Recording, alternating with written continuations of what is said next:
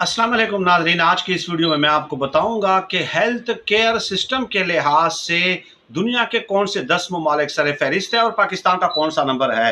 पहले नंबर पे health care system में ताइवान, फिर साउथ कोरिया, फिर जापान, फ्रांस, डेनमार्क, स्पेन। 7वें नंबर पे थाईलैंड, 8वें पे ऑस्ट्रेलिया, 9वें पे नीदरलैंड और 10वें पे फिनलैंड है। इसके अलावा 11वें पे नॉर्वे, 12वें पे जो है ऑस्ट्रेलिया है और 17 नंबर पे यूके आ जाता है।